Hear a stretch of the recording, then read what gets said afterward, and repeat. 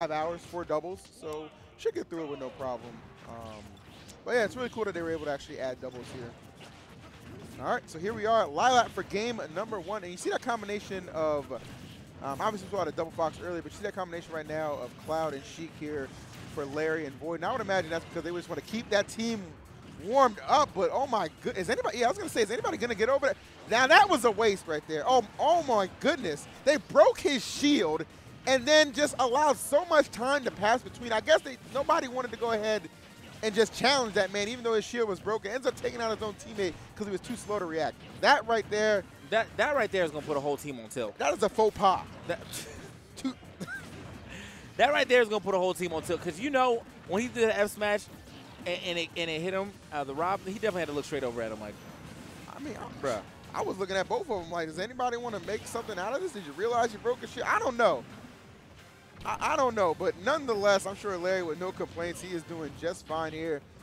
Gotta keep an eye out for Bowser, obviously, big, hard-hitting character that he is, but such a target as well when it comes to doubles, and Cloud and Sheik can really exploit that and just pound on that damage. Yeah, that's the real problem with Bowser, you know, in doubles, just being such a huge target. You know, Rob is no different either. You know, Rob is actually a pretty huge target as well.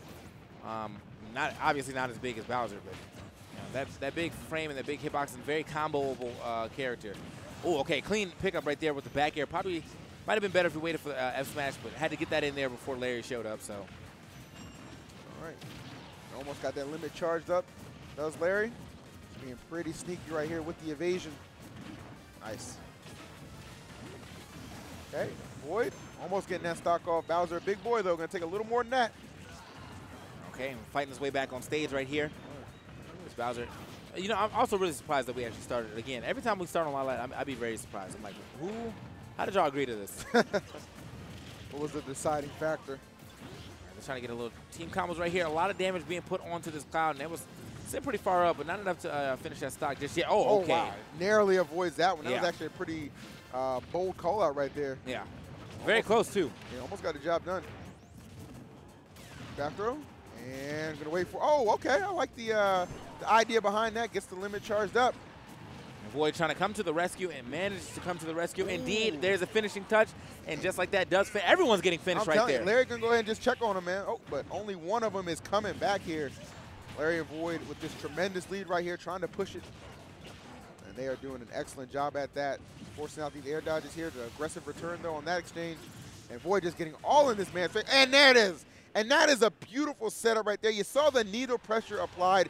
VoiD content to just go out there and just force out a panic option and then just take you downtown.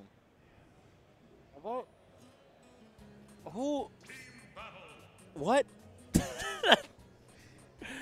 That was beautiful. And VoiD is a specialist, especially in putting people in situations like that. He just makes you uncomfortable. And you know that only worked because Homeboy was probably expecting that bouncy fish to come through. So he was like, oh, maybe I can, you know, lucky air dodge this one. Absolutely not. VoiD scouted that so hard. He was like, oh, you're going to try to air dodge.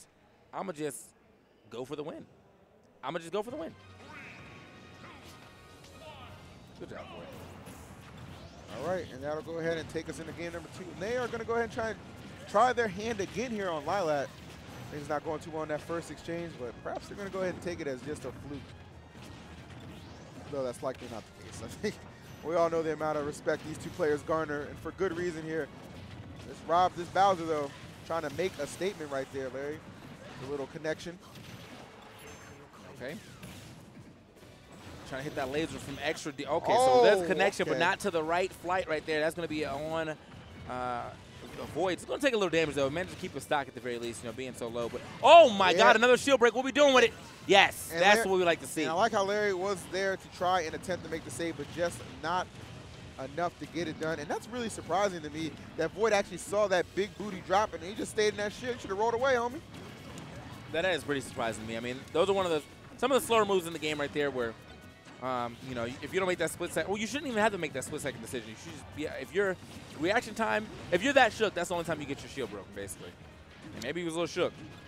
Not really sure what happened on that exchange, but I'm sure Red Team, no complaints. They're hanging in here right now. Certainly not making it easy. Okay. Look at that escape route.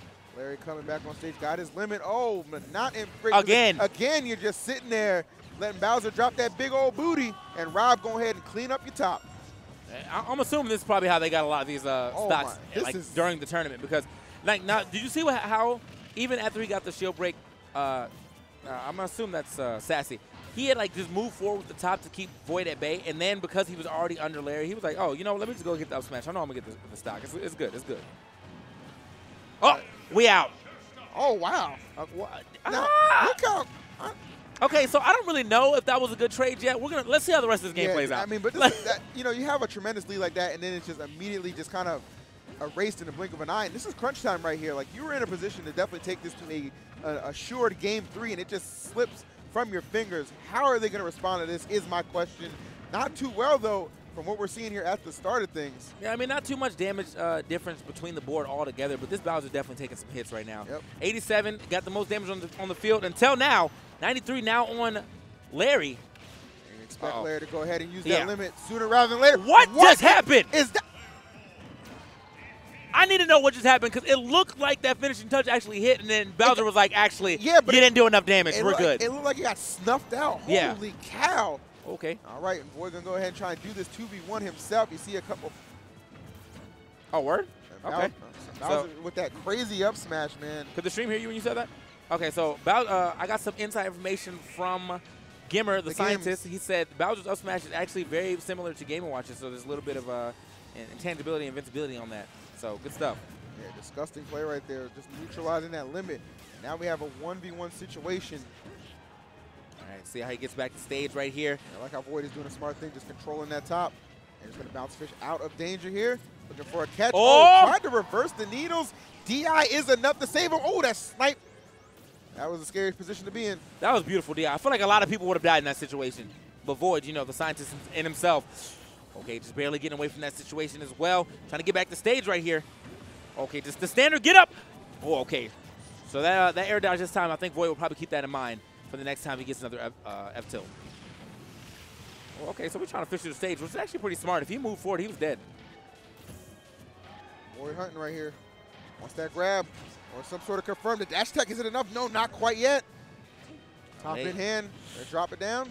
Lasers on deck. Oh, okay, good tech. Good tech right there. You know VoiD was being so aggressive. Had to have those countermeasures ready. But the double jab into up air. So creative and so clutch on the part of VoiD right there. My goodness. That's just knowing your opponent right there. It really is. That's just that's not even like truly knowing your opponent. That's just knowing your opponent's options. Because most people will jump out of that situation. You don't want to air dodge down to the ground. Yeah. And you need to get out of that situation. So instead, I'm trying to jump back.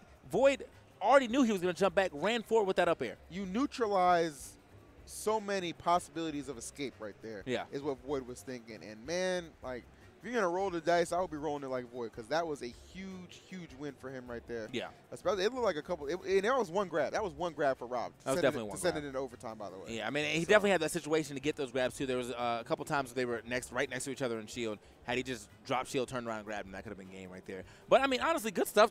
Good showing them as well, SaSSy and DeluxeMenu. Like, that, you know, we were definitely questioning that Bowser side, and it almost paid off for him. You know, it almost paid off. I was like, whoa, hold up, man. And then we got a last hit situation where they actually started in a 2v1. So, you know, VoiD just had the resilience to go ahead and win that 2v1. That he did, man. Well done to them. They stay alive in this bracket. Might have just put themselves in top 8. Yeah, well, that's definitely.